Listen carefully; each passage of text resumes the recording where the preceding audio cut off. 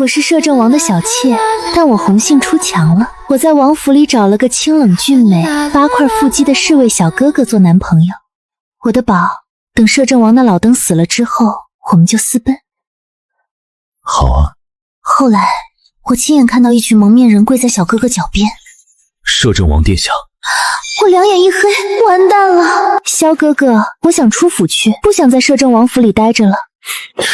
扰扰，以你现在的身份，不能出摄政王府。真烦人！摄政王那可恶的老登，七老把80了，还纳一堆小妾摆在后院。我进府半年了，一次都没见过他。我看啊，一定是他年老了不中用了，纳这么多妾，也就是装装样子，给外人看的。就是苦了我们这群黄花大闺女。哎，他干嘛这样看着我？萧哥哥，摄政王是你主子，我天天骂他，你生气不？没有，扰扰想骂就骂，只是扰扰这些话若是被摄政王知道了，扰扰必定会被他惩罚。不知道是不是我的错觉，我总觉得魏翔的态度有些耐人寻味，给人一种话里有话的感觉，太怪了。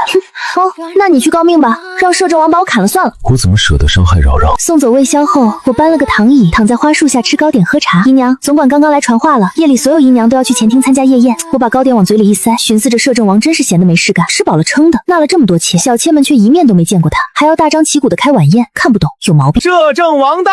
这还是我第一次见到摄政王本人呢。我好奇地抬头看去，男人身材颀长，一袭黑金色的衣袍，脸上戴着一张炫酷拉弓的面具。妾身参见摄政王殿下。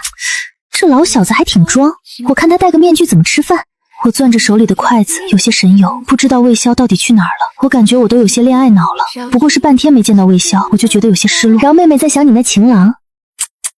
不知是什么样的情郎把妹妹迷成这样，我面色一僵，冷眼瞥过去，他是怎么知道的？殿下，妾身要告发温姨娘私通。不是，你有病吧？就是她就是温姨娘，她叫温娆，是半年前入府的。殿下，妾身与外人私通是要进猪笼的。我坐在角落里，气得咬牙切齿，死死地揪着帕子。我不禁在想，若魏萧真的被摄政王查出来了，以摄政王的残暴程度，我和魏萧多半都得凉凉，还是死无全尸的那种。完了，整个前厅安静极了。可有证据？有的，妾身亲眼看到温姨娘的姘头从她房间里出来，腰上还挂着一只鹅黄色的香囊。那只香囊，妾身从前在温姨娘身上见过。只要搜查府中侍卫小厮，找到那只香囊，就一定能揪出温姨娘的姘头。是这个吗？看到那只熟悉的鹅黄色香囊，我懵了。为什么我送给魏萧的香囊会在摄政王那里？一个恐怖的念头瞬间冒了出来。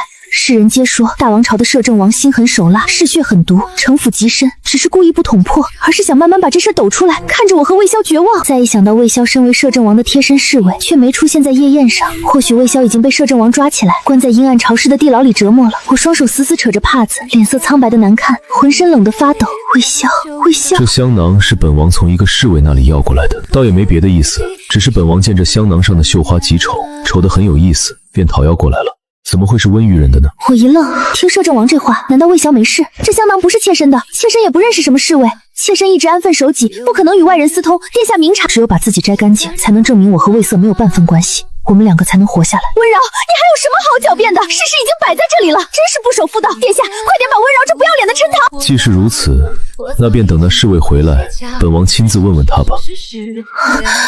殿下。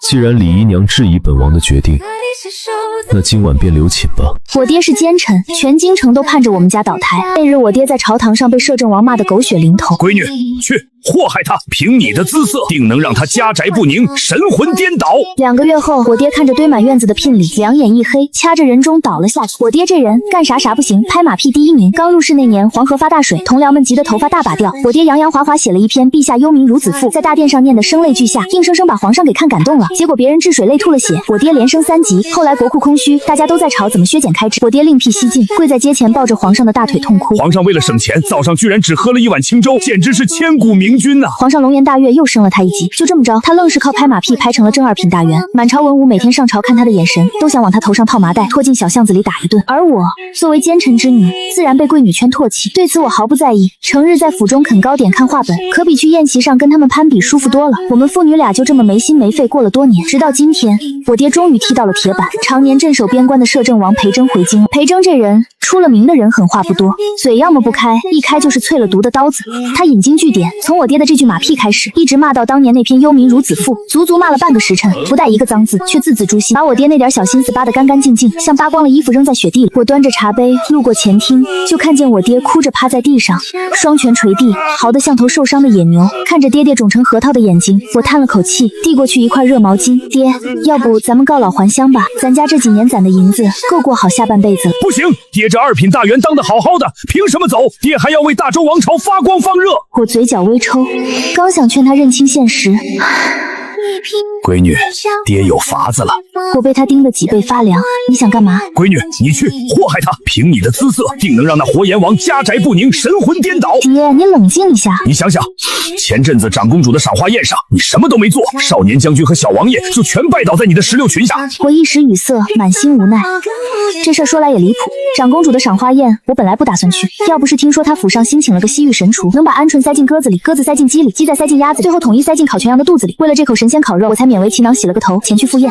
宴会上的千金是一个比一个端庄，一个比一个矜持。我找了个偏僻角落坐下，吞着口水，安安静静的等上菜。结果不知道谁出了馊主意，非要每位姑娘都上台展示才艺。我毫无准备，只好硬着头皮唱了一首我娘小时候教的江南小调，就唱了那么一首。初次见面的小将军周子轩和小王爷萧承义就都看直了眼。第2天，周子曼的汗血宝马就送到了我家门口。第3天，萧承业的绝版古籍也到了。第4天，2个人在我家门口碰上了，差点当场打起来。我爹当时躲在府门内偷看，乐得直搓手。靠着这2位准女婿的威风，他在朝堂上作威作福的姿态比以前更是。直到今天，裴征给了他一记重拳，爹爹咬牙切齿：你只要去给摄政王送秋波，那俩小子知道肯定要急眼，一个是手握兵权的少年将军，一个是皇室宗亲的亲贵小王爷，他们要是为了你跟摄政王杠上，就是俩绝佳的活靶子。届时摄政王的邪火全撒他们身上了，哪还有空来骂我？我嘴角抽了抽，正想拒绝，但看着我爹抱着门珠子又要开始哭的架势，我揉了揉太阳穴，算了，随便敷衍一下，全当尽孝吧。话本子里都说，女子在路上佯装头晕，一头栽进心上人怀里，四目相对，从此坠入爱河。我在裴征下朝的必经之路上等了半个时辰，终于远处传来了一阵马蹄声，马上之人身姿挺拔，面容冷峻，说实话，帅得超乎预料。我一时间竟看愣了神，直到他策马几乎近在我的跟前。呀，小姐小心！我赶紧回神，脚下一软，十分敷衍的哎呀声，身子朝着马路中间倒去。裴征身为习武之人，反应极快，当即一拽缰绳勒住了马。可预想中的英雄救美并没有发生，我结结实实的摔在了地上。下一瞬，一柄未出鞘的长剑毫不客气的抵在我肩头，顺着剑身看上去是裴征那张没有任何表情的脸。令尊今日在朝堂上刚闪了腰，怎么你也想摔断腿？一个两个的都想碰死本王，你们父女俩商量好的？天杀的，原来他认得我啊！我故作柔弱的表情僵在脸上，他连我爹都恨不得一脚踹飞，怎么可能吃这拙劣的美人计？徐万平，你可真是我亲爹，竟把我往火坑里推！我正想谎称他认错人了。大胆狂徒，光天化日之下，竟敢骑我大周2品大员之掌上明珠，京城第一美丽纯善，礼部尚书之独女徐微月。周子谦今日也走这条路，远远看到我爹坐在一个男人的马前，立刻策马狂奔过来。他嗓门大，玄武大街上的行人齐刷刷地转过了头。裴征闻言挑了挑眉，剑鞘依旧抵着我，眼神却多了几分戏谑。我眼前一黑，天杀的周子谦！我本想死不承认，他这一公报菜名，直接把我的户口本钉在了大马路上。让我死，就现在！摄政王，王爷这是何意？微月一介弱女，怎劳烦殿下亲自拔剑？裴征收回长剑，并未理会他，反而看向周子谦身后的副将。李副将，兵部刚拨给军营的1000匹战马，名册和时数对不上。本王记得这匹战马是周将军负责核查的。战马名册对不上，这可是渎职的大罪。稍后，难道在周将军眼里，军国大事还比不上徐小姐的一根头发丝？本将军稍后便去核查。一顶大帽子扣下来，周子谦冷汗唰的就下来了。摄政王息怒，末将先将微月送回去，立刻就去军营核查。说着，他伸手就要扶我，手还没碰到我，裴征的长剑随意一横，隔开了我和周子谦之间的距离。大梁律例，武将着甲胄于闹市纵马已是违规。将军还想与未出阁的官家小姐同城，你是想让御史台明天弹劾徐大人教女无方，还是想弹劾你自己罔顾军纪，视国法如儿婿？裴征的声音不大，却字字句句都是铁律。周子涵的手僵在半空中，伸也不是，缩也不是，脸色青一阵白一阵。那个名册的是10万火急，末将确实得赶紧去。微月，你自己当心，我改日再去找你。说完，他拽着副将跑了。我心如死灰的闭了闭眼睛。薄情之人果然靠不住。春桃极有眼力劲儿的过来扶我，我刚一站稳，脚腕就传来一阵不适感。刚才扑得太急，把脚崴了，不是太严重，但有点疼。你若这副尊容走回尚书府，令父明日能在朝堂上哭得震天响，诬陷本王当街行凶。我脚步一顿，下马车过来，送徐小姐回府。诺。我转过身，想说不必了。裴征走到我面前，极近的距离下，那张脸更是帅得充满攻击性。上车，别让本王说第3遍。爹让我去投靠拜入仙门的远房表哥，我却误食君子精神错乱，投到了魔君门下。魔君正忙，听见我叫他表哥，一转头，我有表妹。算了，来都来了，给他一套盔甲，即刻随我攻打仙门。震惊，仙门不是表哥的师门吗？过了剑碑，往左走是魔界，往右走是仙门。表哥名叫谢长隐，魔君名叫燕林，千万别弄错了。妹娃儿，死不得，那个要弄熟了才可以吃，生的吃了要烫板板板。我听不懂，埋头狂炫。爹说了啥来着？往左走是仙门，往右走是魔界。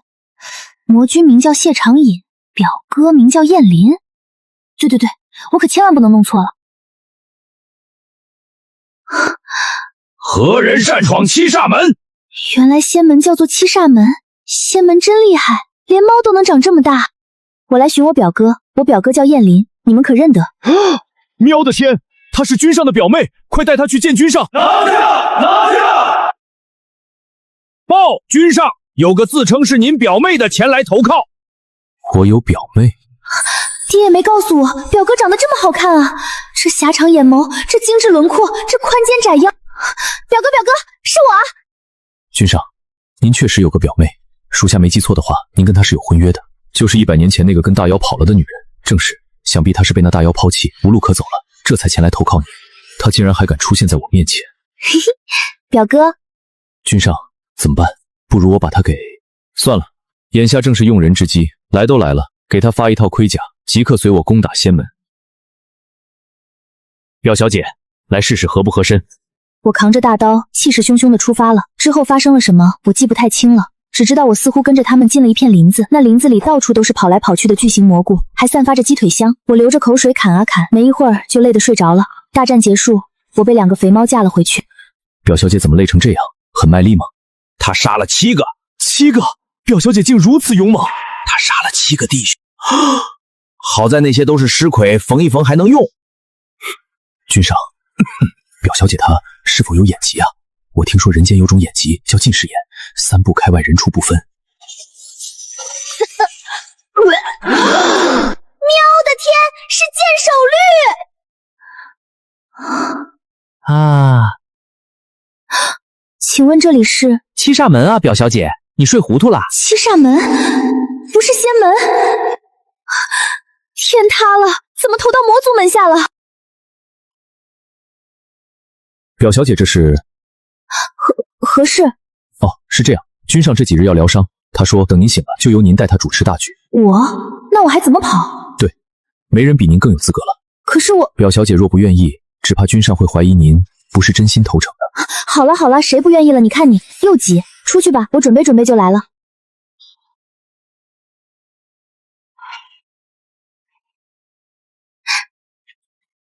那个表哥吃不吃啊？君上以天地精华为食，不用吃这些俗物。那你呢？我也一样。那没事了，好久没吃这么饱了，这地方真不赖。居士，快来，真的很好吃。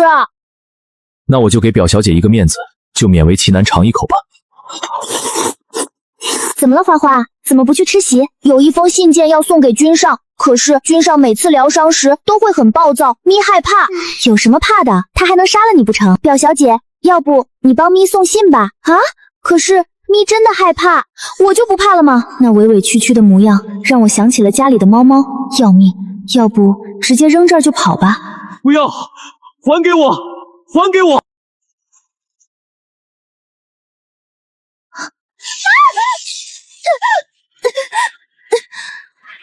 什么人？表哥，我来送信，你何时醒的？今天早上。睡了4日，几颗蘑菇就差点要了你的命。你这100年来到底修炼了什么？100年？那他表妹得有多少岁？就忙嘛。忙着与那大妖卿卿我我。大妖？大妖又是谁？我问你，你既然和那大妖跑了，又为何要回来？被他赶出来了。果然，所以你便来投靠我了。表妹，你不会以为我会要一个弃妇吧？听起来他这个表妹似乎背叛过他。表哥，人家知道错了嘛，你就大人不计小人过，原谅人家嘛。我真的无处可去了，你可是我唯一能依靠的亲人了。表哥，你相信我，我是真的改过自新，决心要追随你的。只要你收留我，让我做什么我都行。是吗？让你做什么都行。那你去灭了蜀山。蜀山？就是那个特别有名的蜀山。对，就是那个蜀山。要命！表小姐怎么样了？你人完蛋了。我本想着等我离开七煞门就找个机会开溜，谁知燕灵为了防我这一手，居然让花花监视我。表小姐，你跑了，咪就要倒大霉了。君上说了，咪再犯错就把咪的皮扒了做小背心，咪不想死。这天杀的燕灵，我没办法，只好让花花带我去蜀山。魔族就要打过来了，求求你们快跑吧，快跑啊！求你们了！糟了，这魔女定是在使什么诡计？今日长老们都不在，我等不是她的对手，快跑！表小姐，你也太厉害了！今天这事儿你别说出去，趁着蜀山没人，我准备搞点法宝带回去，免得燕灵不信我来过。对了，花花，表哥为什么这么恨蜀山？因为蜀山坏，君上还没入魔道的时候，曾在蜀山拜师修仙，他一心向道，却被那些人污蔑是魔种，百般折磨，差点没命。这么过分？那表哥是魔种吗？是。那能叫污蔑吗？可他们说君上吸食活人练功，君上从没做过那样的事。原来如此，那确实很坏了。这是一面能看到过去的镜子。我的心揪了一下，原来昨日他在梦中喊着还给我，还给我，是因为这个画面太过惨烈，那张漂亮的脸因为痛苦而过分扭曲，我有些不忍。一切发生的太快，什么人？等我反应过来，已经撞进了燕灵怀中。你是何人？表哥，好粉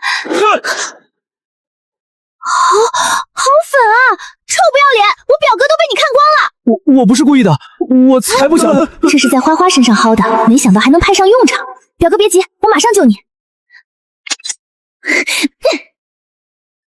等会儿，你先别晕，你先告诉我怎么出去。我本来想扔下他跑的，但回头看看，又觉得这时的他实在可怜，善心大发，只好蹲边上守着。守了2天，闲着没事，把衣服给他缝好了，准备给他穿上时，看了看他漂亮的脸，又看了看他的漂亮胸肌，小心翼翼地戳了一下。妙啊！不管了，大捏特捏，回去了可就没这机会了。表哥，我刚刚在给你上药，这个药他涂在胸口揉一揉，效果才比较好。是吗？多谢。对了，你为何一直叫我表哥？我爹说男人要挑个高腿长屁股翘的好养，我照着他的标准在世家宴会上精挑细选，最终看上了太子，身后抱剑而立的少年。入赘我家吗6。翌日，我因调戏护国大元帅独子被罚官禁闭，我爹因教女无方俸禄减半。从我击毙那天开始，我爹就拿着把软尺在京城各大家族宴会上晃悠。齐尚书，您这是？娘娘腿长，我家闺女选夫婿呢。我躲在廊柱后捂着脸，丢人，太丢人了。这选夫婿就像挑两种，得看体格，高个遗传好，腿长跑得快，屁股翘嘛，这个有力气，那个不行，太矮，这个也不行，太瘦。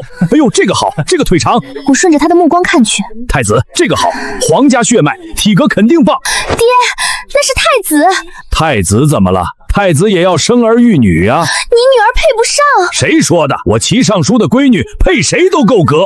我正要反驳，目光忽然定住了。爹啊，我不要太子。那你要谁？我跟你说啊，太子真的是最好的选择。我要他。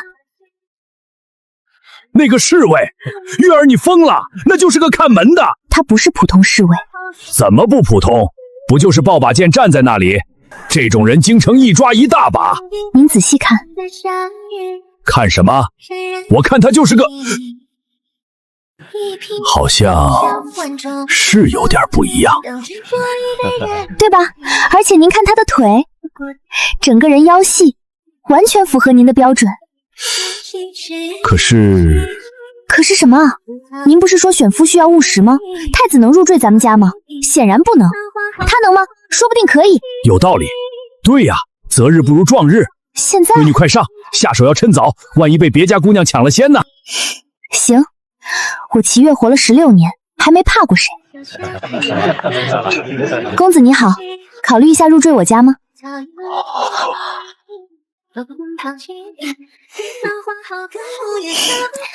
公子怎么称呼？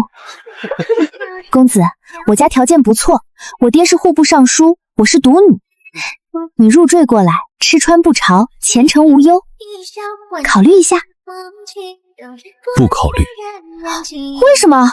你有婚约了？因为我是陆明义。陆明义，这名字听着耳熟。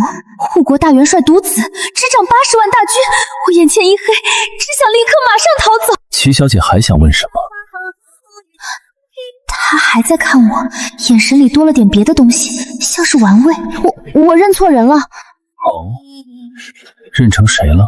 就一个普通侍卫。齐尚书千金向普通侍卫求婚？不是求婚，是邀请。对，邀请他来我家做客。齐小姐真是风趣，不过这种事还是该让长辈来谈。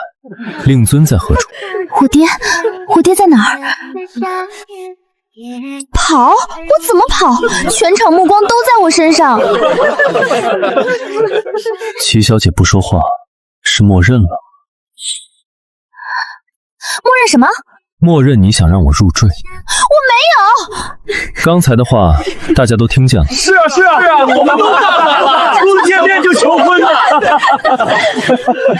陆公子，这是个误会。什么误会？我喝多了。你手里没酒杯。我脑子坏了。看着挺清醒的。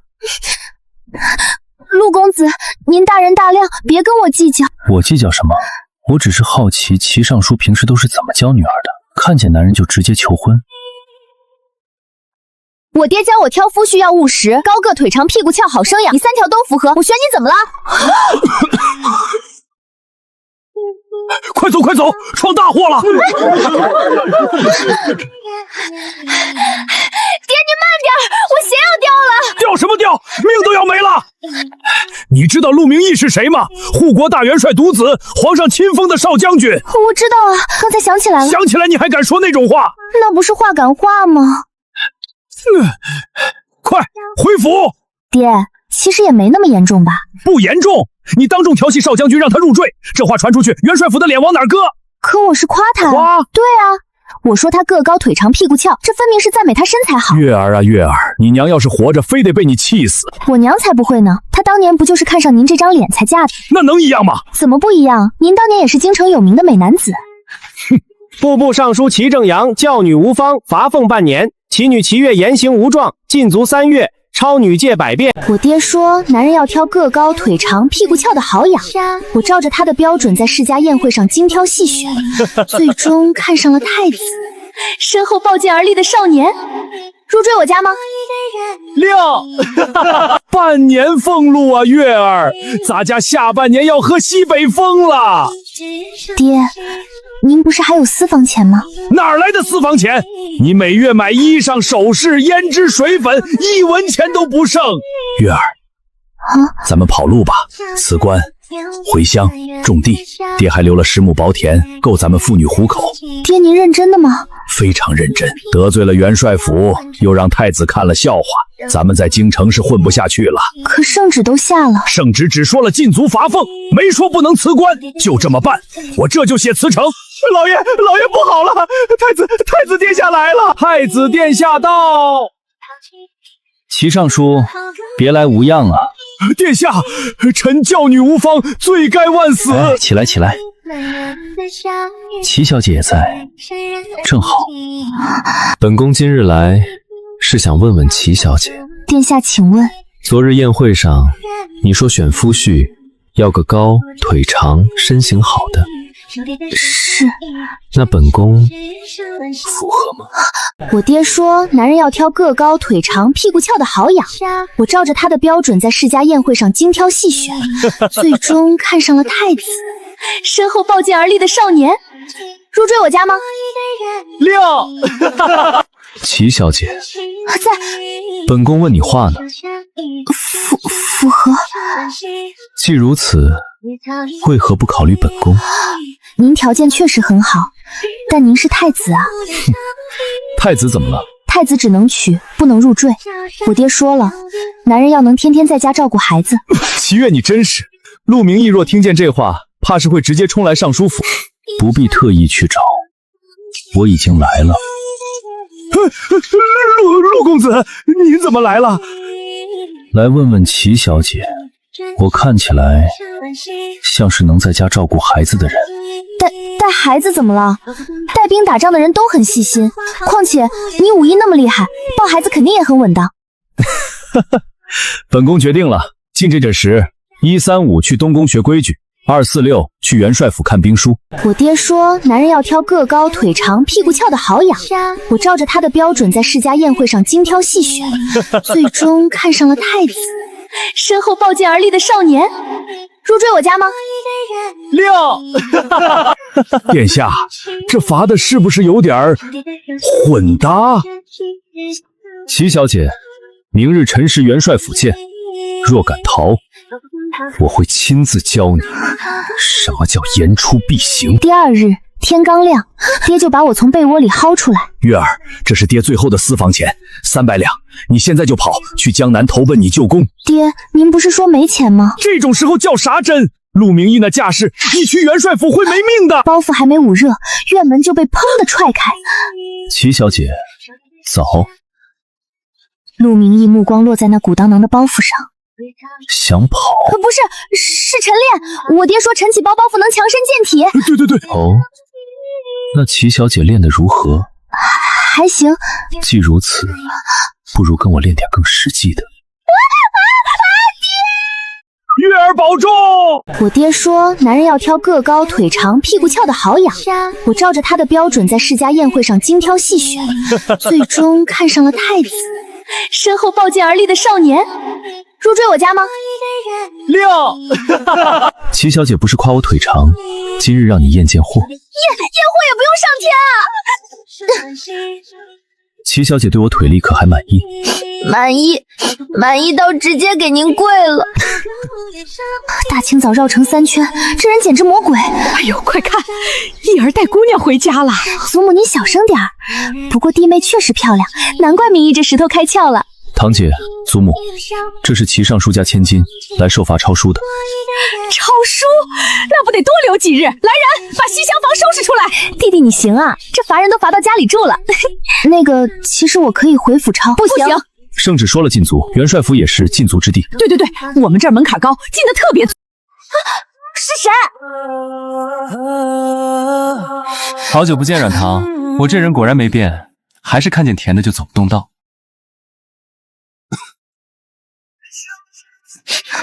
叶希哥，你回来了。好久不见。送给你，接风洗尘。燕雨哥，给你接风洗尘。一会儿不见就这么想我，还特意挑餐厅等我吃饭。延续哥，我哥不喜欢喝。这个山药特别好吃，延续哥你尝尝。你和我一样，最爱吃这个。你别闹了。少吃甜腻的，容易记事。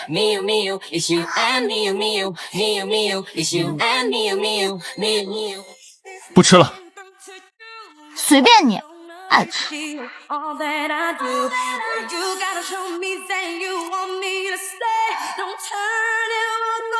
我送你回去吧。不用了，我自己走就好。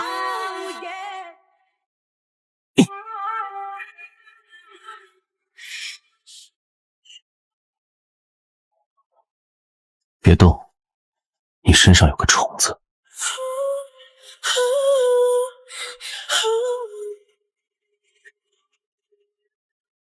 陆家这2个少爷太好看了吧，双胞胎品质真的绝了。管家大小姐来了。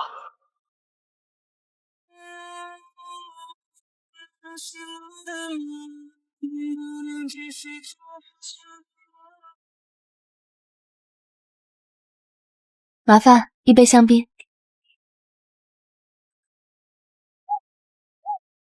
我先拿到，松开。又来，你们俩就不能安分点儿？对不起，别生气了，我帮你带上。I've got so much to say. Conflicts from June to May.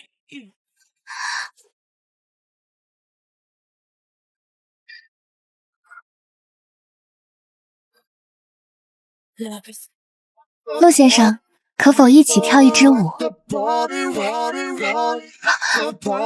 抱歉，我有舞伴了，他是我的舞伴。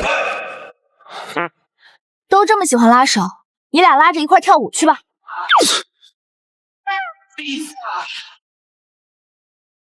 软糖，干嘛？今天是我们失礼，别生气，一点小补偿。谁要你的破补偿？糖糖，我准备了烟花，看。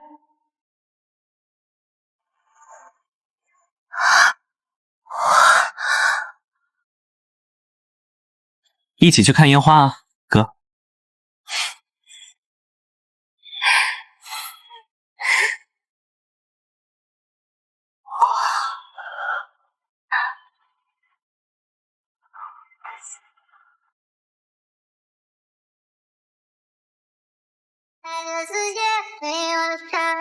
一笑泯恩仇，干！干了这杯酒，我们还是好兄弟。谁和你是好兄弟？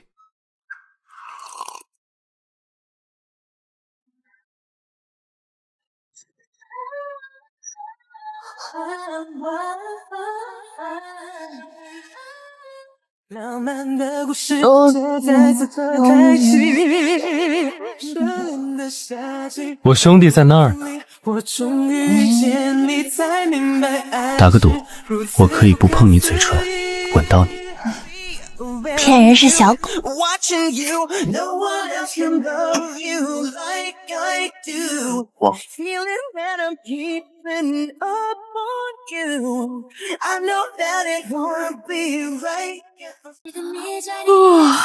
陆欣然，你怎么在这儿？断片了，还记得昨天晚上我们干什么了吗？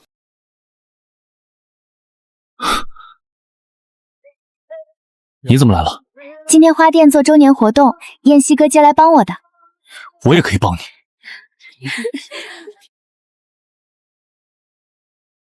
好啦，下车。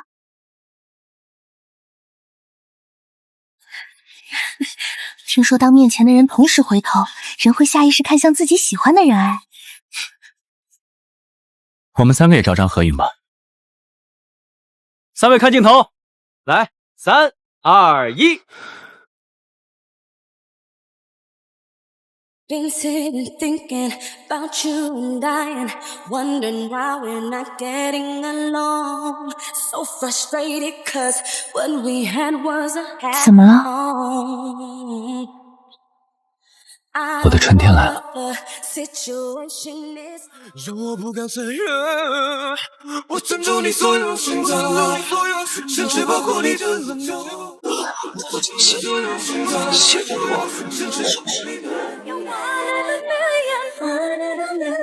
Everything I ever did, heaven knows I'm sorry, babe. I was too young to see you were always there for me, and my curiosity. 你在这儿干嘛呢？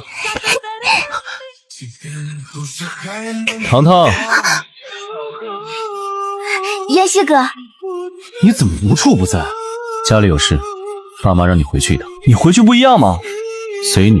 快回去吧，别胡闹。那我晚点再来找你。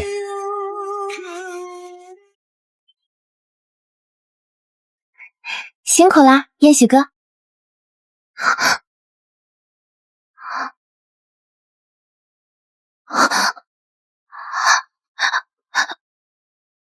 哎呀，这个陆欣然又骗人，我们别等他了，先走吧。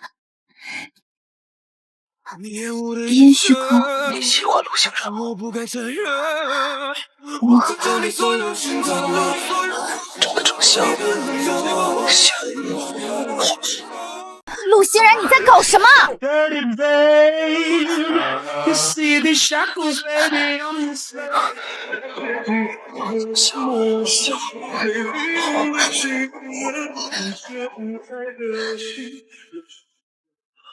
糖糖，我来了。喜欢我好吗？你怎么了？你别碰我！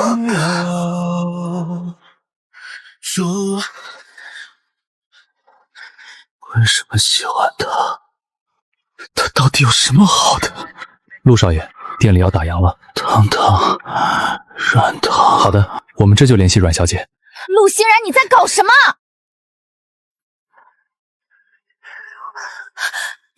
怎么洗了酒还喝澡？不是，怎么喝了酒还洗澡？衣服穿好了没？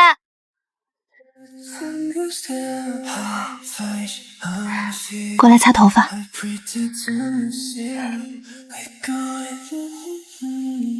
好了，快睡去吧。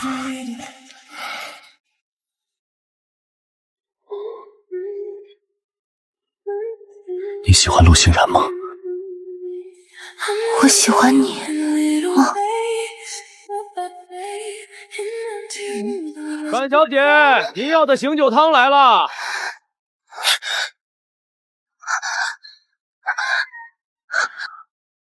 所以，答案是什么？糖糖，嫁给我吧。我不同意。你娶？你配吗？你们兄弟俩，我是越看越喜欢，都是我的女婿就好了。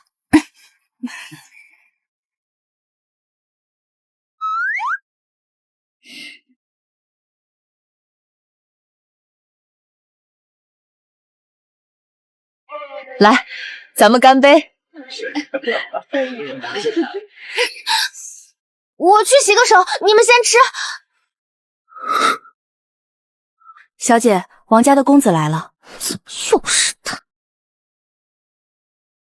糖糖，嫁给我吧。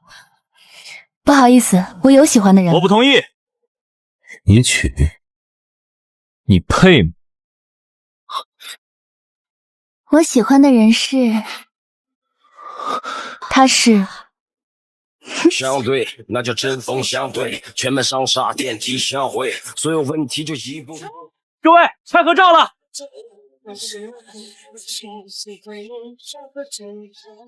爸妈离婚，我和哥哥因此10年未见。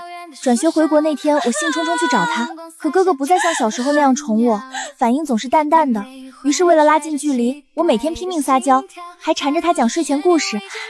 同学你好，请问你认识物理系的陆培泽吗？你也是来表白的？哎，我劝你们这些小女生还是趁早放弃。陆培泽这个人吧，性子挺冷的，不太跟人说话。他话少，性格冷淡。哥哥小时候明明性格最为开朗了，整天掏鸟蛋炸牛粪。不过分开10年了，性格有点变化也正常。哎，那个就是。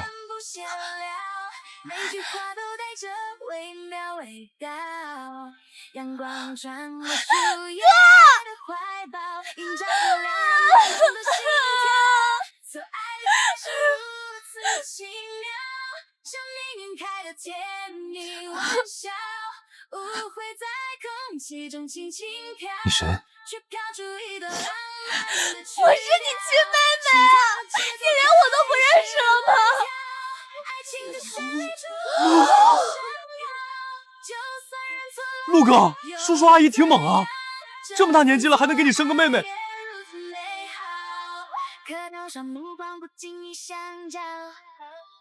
小妹妹，我不认识你，你找错人了。你叫陆培泽对吧？那我就没找错。虽然我们10年没见，但你也不能这么轻易就把我忘了吧？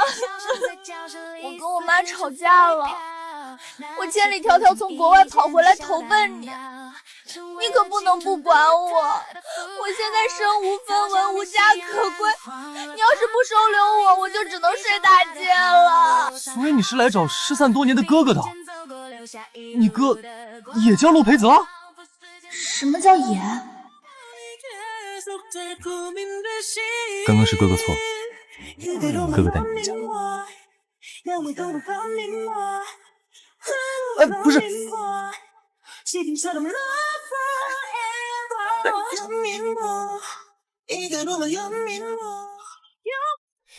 这位就是小姐吧？少爷提前打过招呼了，房间已经给您收拾好了，在2楼右手边第1间。谢谢。管家伯伯，我哥平时就一个人住吗？老爷生意忙，1年到头也回不来几次。少爷从小学就开始寄宿了，之前一直一个人住老宅子，后来那边电路老化，半夜起了火，少爷差点没出来。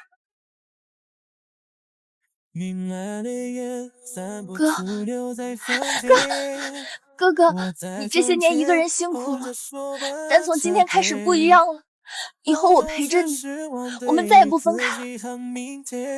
你确定？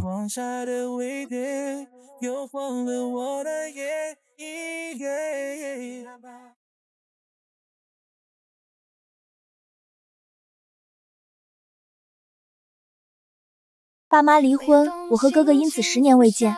转学回国那天，我兴冲冲去找他，可哥哥不再像小时候那样宠我。直到把卡刷爆，我才发现自己认错人了，这个人还是哥哥的死对头。10年前的记忆在心底缠绕，寻找哥哥的身影，哥，却遇见了你，同名同姓的奇妙。哥，你记不记得小时候你每天都给我讲睡前故事啊？忘了。那你随便讲一个，什么都可以，保证听完我就走，绝对不打扰你。你觉得这人怎么样？你朋友？算是。这衣服不好看，看起来很傻，头发颜色也很土，整体气质嘛，完全比不上我哥哥。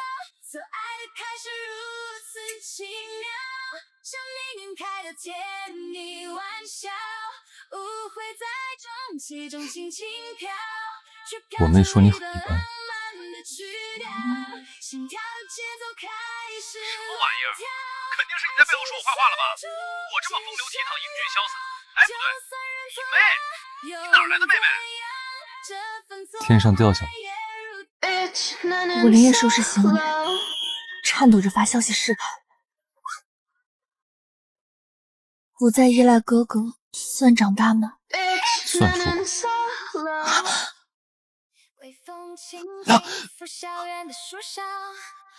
你鬼鬼祟祟的拿手机偷拍什么呢？是不是想干什么坏事？我给我女朋友拍报备视频，关你什么事？你知道我是谁吗？我管你是谁，我是你哥。少在那儿攀亲戚，我哥在里面做实验呢，谁是你妹？不要脸！陆念星，你是我哥？不然呢？我俩长得那么像，就差把亲兄妹2个字刻脑门上了。等，同一个专业，同一个名字，屋里稀有2个陆佩泽，我真的认错人了。这个人还是我哥的死对头。陆念星，你这是什么表情？不会真不认识你亲哥了吧？被你哥的帅气完全迷住了？哥，哎，也没帅到让你原地落泪的地步吧？你这是什么表情？对了，你怎么会在这里？妈居然会同意你回国吗？妈不同意，所以我跟他吵架了，趁他出差先斩后奏偷偷跑回来的。我会抓紧和妈妈坦白的，我就是太想你了，你别生气。